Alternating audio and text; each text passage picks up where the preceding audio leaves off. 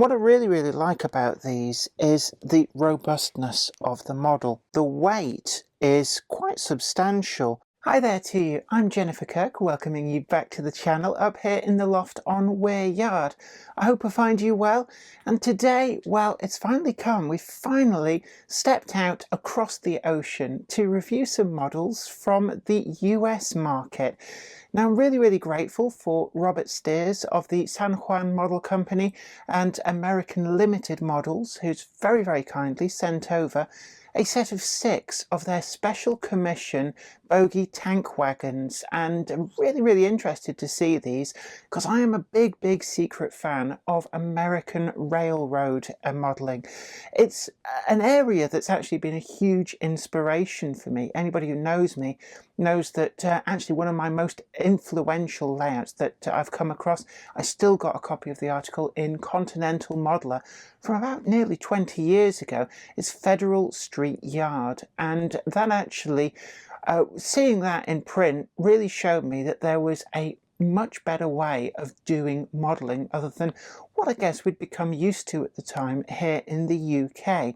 And it's really great to see a lot of the products from the American market now making their way over to the UK scene, and it's really made our modelling so much better. But I've always hankered after a secret love of making a US outline layout, maybe even just a diorama. Certainly it's a project that is well on the cards for something to do in the future, but we're getting ahead of ourselves. So with thanks to American Limited Models and Robert Steers, I'm really pleased to be able to take a good closer look at their Santa Fe tank car special commissions. So come with me in association with today's sponsor, Trainomatic, makers of DCC decoders and accessories, and let's take a closer look.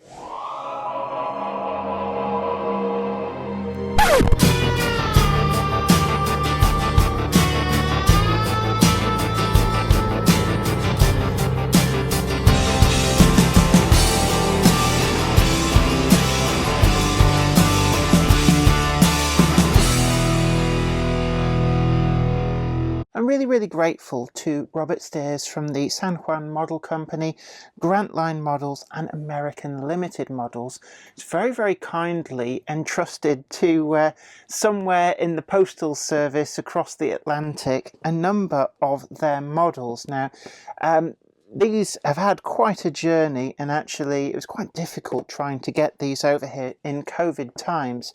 And what's actually managed to arrive is 6 of their all new tank cars. So you can see here that we've got 6 different releases. So we've got 6 of these all GATC tank cars in as delivered condition. All in ATSF livery, and we've got different running numbers there as well. So 6 subtly different versions. I've also been sent some information on these, and these are samples of their second run of GATC, which stands for General American Tank Car Company, HO scale tank car models. Now, they've already done 1 run of these. The first run was decorated for both early, that's 1949 to 52, and later 1970s liveries for the, I'm going to take a running leap on this, and if I do massacre the pronunciation, I'm really sorry. But it says here the Atchison, Topeka and Santa Fe, or in brackets AT and SF. Our second run of these HO scale tank cars is focused on different both early and late AT and SF liveries and car numbers, as well as nearly identical GATC tank cars purchased by the Northern Pacific and the Spokane, Portland and Seattle. These have subtle prototype-specific details different from the AT and SF versions. And basically, following World War II, the AT and SF Railway purchased 2 groups of welded tank cars in 1949 and 1952 from GATC. What's actually really interested me is that most of these tank cars lasted until the 1990s in diesel fuel and maintenance of way service. So actually really long lasting for an American HO modeler. That means that these the basic tank cars can be used in a variety of different liveries. And what's actually really interesting is that they've also designed a decal set which is included with the models, which will allow the modeler to patch many different areas of these tank cars, so that effectively you can represent them throughout their life as they got very minor detail differences, rather than having to produce probably hundreds if not thousands of different models. They can produce the basic model, which then you can update to slightly later in life, so you can match these very, very specifically to the period that you want to model. Now I'm going to get these all out of the box, and it's very, very shiny finished card and plastic, so I'm going to stop the recording, get all these out of the box, and then hopefully we won't get this shine off the lights, and I'm going to show you all these tank cars.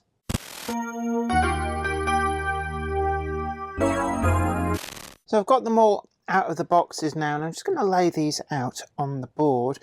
So even though we've got the same basic tank car underneath, we've got a lot of different details on the livery options here.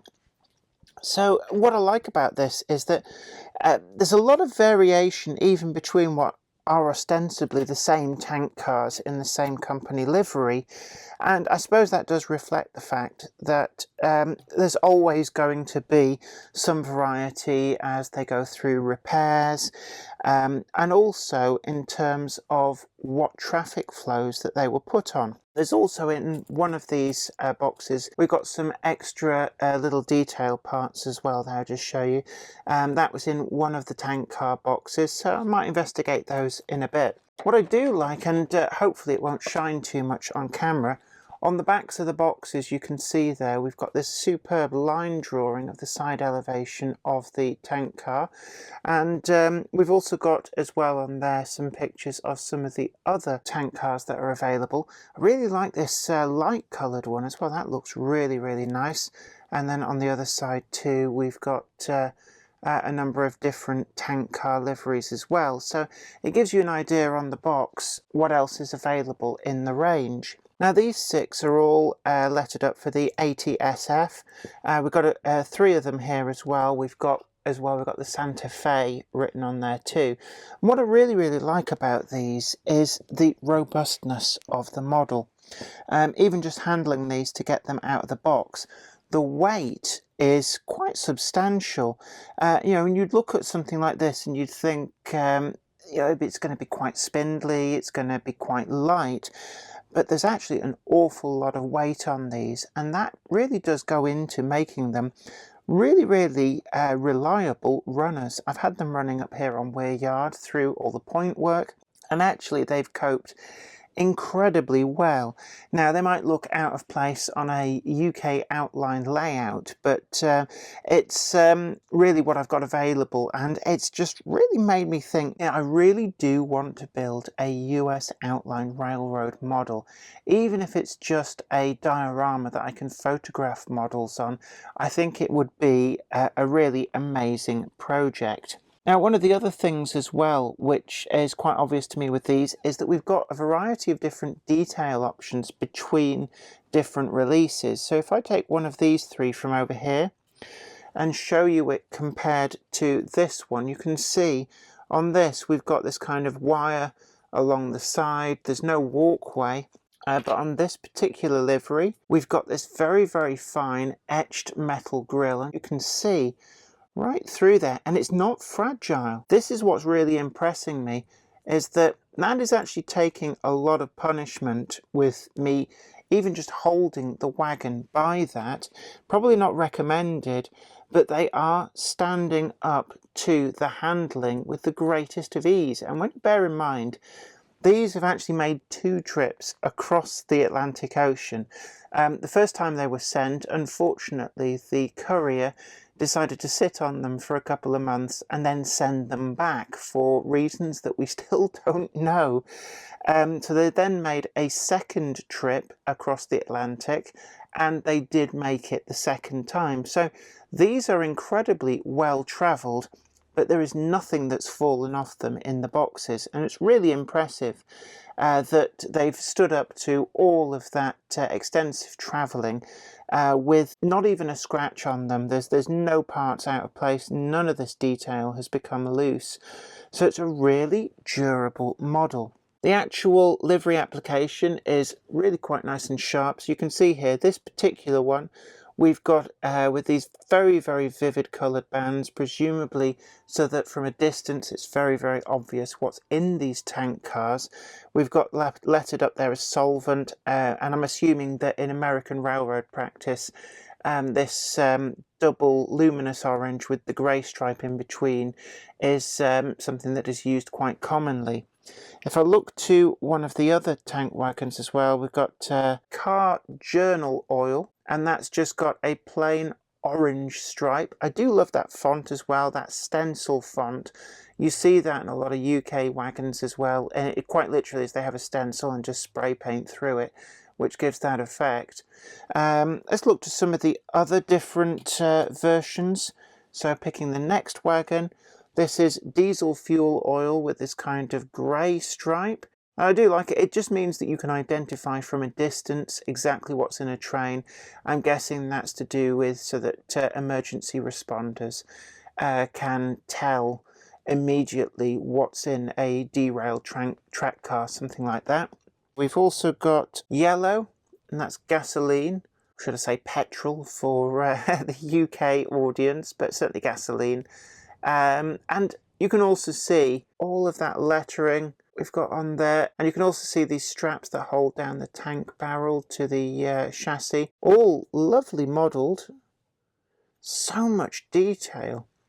We've got the handbrake on the end there with it looks like a chain there mechanism, and it's all modelled and it's really, really nice. We've also got the hazard triangle there, which I presume gives a much more detailed analysis of what's in the tank car there, with 1993, well 1993 there, and it's just showing that it's flammable with the symbol. It's so lovely the way it's reproduced there.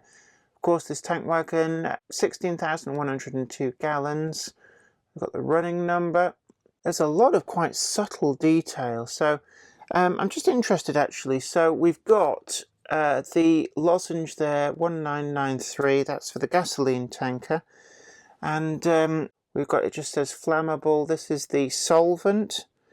I love that little panel there with all of the different colours. That is so nicely done. And a data panel. We've also got printing down here on the chassis. ATSF, then the wagon number. And actually, let's take a look at this chassis. And as I rotate it, you can just see there, they've really captured the spindly look of these tank car chassis, very much like the in the UK.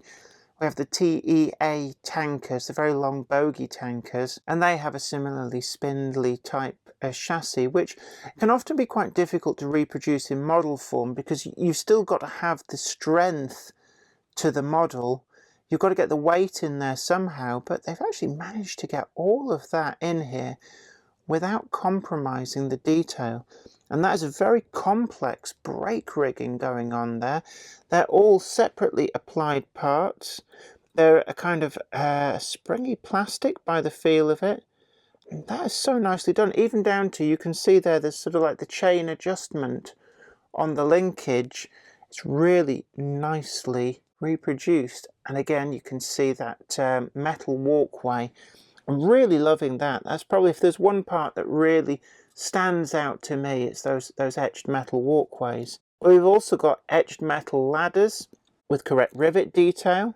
We've got more of these etched walkways up there around the tank filler, and all of this detail on the top with the hatch lid, the vents. Really, really, it's a lovely package. And we've got metal handrails around here. That is all very, very solid metal handrails.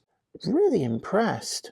The couplings are the Buckeye style couplings, which obviously US outline modelers will be very familiar with those. They're not necessarily the most familiar to UK outline modelers. because we're still using the slimline tension locks in the main. But if you want to add KDs, which are very similar to these, then in the UK market it's very much an aftermarket thing. But of course in the US, they're a little bit ahead of us. They always have been. So we've got these fully functional Buckeyes, and they do couple up really, really well, to the point where actually they remind me of the old Pico-style Hornby 00 couplings that we had in the UK in the 1950s and 60s. And what it does mean is you can lift these up out of a train very, very readily, without ending up with almost like a string of sausages as all the other wagons sort of stick together.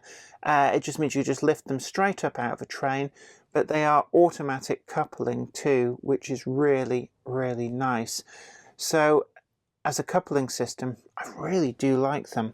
The actual bogies, or I think in American parlance, the trucks, are again really nicely done. You can see all of that see-through detail. The brake rigging does match up with the wheel treads, and that is exquisite. We've got chemically blackened full metal wheels with correctly dished fronts and backs as well. If you look there, there's turned metal wheels, and really, really nice. The full brake rigging is factory applied. There's not actually anything really for the end user to do with these in terms of extra detail. It's all there.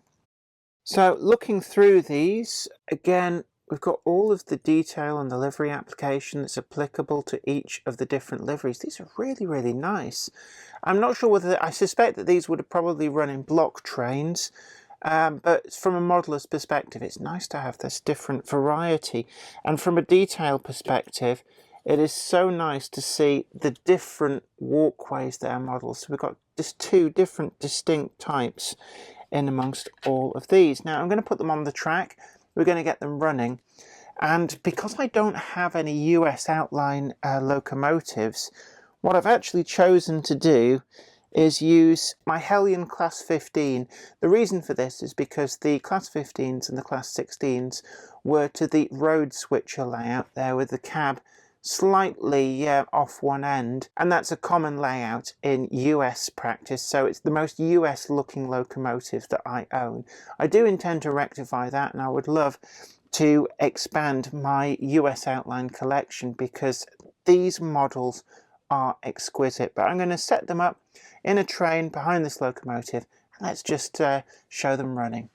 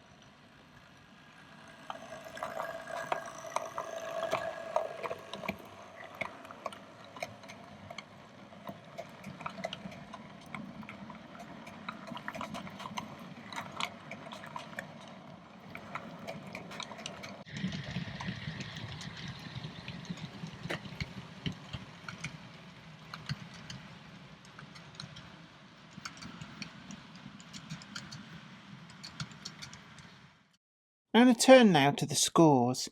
First up is build quality. And what I've actually found is that these have stood up to all of the handling through the review. Not a single piece has come loose, broken, bent, or needed reattaching in any way.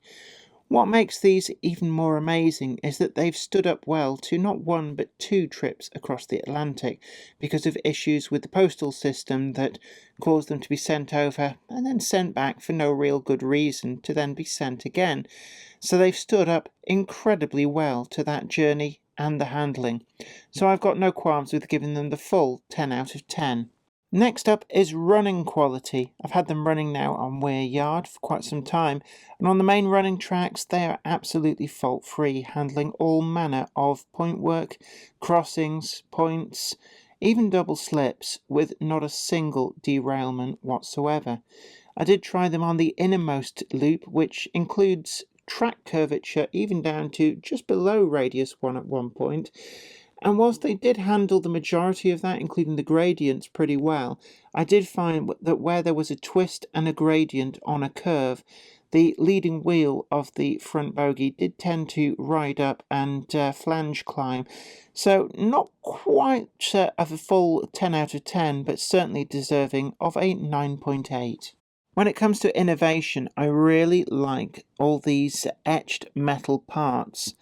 They are detail correct, even down to the chains on the handbrake wheel assembly, and these walkways are exquisite. And that scale thickness and all of that detail has not come at a compromise to their structural strength. These wagons really do handle some pretty rough handling without any bits falling off or getting bent. So I was really impressed by that. So I'm going to give these a 9.9 out of 10. Accuracy and quality of finish, again, is really good. I love all these different subtle variations in livery, and the fact that these are a long-lasting tank wagon that lasts from the late 1940s right through in some cases to the 1990s, that the American limited models have got you covered for pretty much any period within that you wish to model. These particular examples, the fact that they've got so many subtle livery differences between them, so well realised, I really am loving these, and the closer you look, the more these models give to you in terms of aesthetic pleasure. Reading through the notes that come with them, the amount of research that's gone into them is incredible. I couldn't read out the full press release that Robert Steers very kindly sent over because quite literally it goes to multiple sides of tightly typed A4. But the amount of attention to detail is just incredible. And it was really nice of him to show me the lengths that they went to make sure that these wagons were totally accurate. So I'm going to give these a 10 out of 10. At the time of filming, there is no UK stockist of these models, but hopefully that's going to change. American outline railroad modelling is certainly getting more and more popular. And when you see the quality of the models, it's easy to realise why. So there is no UK RRP for these wagons. In the US, for what you get, they are competitively priced. And we will try and get a list of some of the big shops that carry stocks of these in the US for US outline modelers. And for the more daring UK modelers who wish to import some of these, just be advised that you may be hit with import and customs duties when they do arrive, so bear that in mind when you place your orders. But I'm going to give these a full 9.2 out of 10 for value for money. They do really give you a bang for your buck. So that gives us a final score of 48.7 out of 50. That is an incredible score for some incredible models. As I said before, it's really tricky to find stockists in the UK of US outline models, although Railroads of Sheffield is certainly worth a call, and Arcadia Models Inshore as well does have a very extensive range of not only US outline, UK outline, but European outline as well. I'm sure that the US scene will gain more and more popularity in the UK, and I really do hope that American Line Models can find a UK stockist for these models, because these really are a head turner. I'd also like to take this opportunity to give a shout out to the Prospector magazine. Robert Steers very kindly sent over a copy of this, which does feature his article on the Mountaineer, a double fairly narrow gauge locomotive built for the American market. There's a lot of interesting stuff in here, and if you want to know more, then do check out their website. There's some details in here which you'll see on your screen now. But it's a really interesting magazine with some really interesting articles, and in particular a little bit of Welsh-themed narrow gauge, making it all the way over to the US on the Denver and Rio Grande Railway. So a big thank you to Robert Steers for putting a copy of this magazine in the box as well, and I'm really looking forward to reading all the articles within here. Well, I hope you really enjoyed that video, and don't forget we've got a link down below that takes you to the American Limited Models website. Certainly those of you viewing this over in the US, you should be able to find these with the greatest of ease. I know that Robert Steers, either at the time of this going out, will have or is about to be a guest on What's Neat This Week with Ken Patterson. So if that has already gone out, and we've got a link for that, we will stick that in the description box down below, so you can listen to an interview with Robert Steers as well about some of these models. And don't forget to tickle that like button, and also share this video too. Let others know about a good video when they see one. And if you haven't already done so, do consider subscribing to the channel and ringing that bell, and you'll be the first to know about new videos as and when they go up. But until next time, a big thank you to all of you for watching. Stay safe now, and happy modelling. Bye for now. Today's video is sponsored by Train-O-Matic, makers of DCC decoders designed to be fully compatible with every manufacturer's locomotive. Visit train-o-matic.com to browse the full range and see what they've got suitable for you. I'd like to send out a huge thanks to everybody who supports me on Patreon, and an extra special huge thanks goes out to Anthony Kidson, Offshore Allen, oorail.co.uk, Michael Lockie, Helen Sink, Peter Bolton, Brian and Dorothy Mudd, Gary Lewis, David Quinn, Sparky 107107, George Botterini, Andy Finch, Chris Moss, Robert Steers, MD of San Juan Model Company and Grant Line Products, Sam Yates, Dale Williams, John N from NC, NYMRish, Jonathan Foster, Peter, Graham Foster, and Clifford Ison. Thank you. Without you guys, I couldn't do this.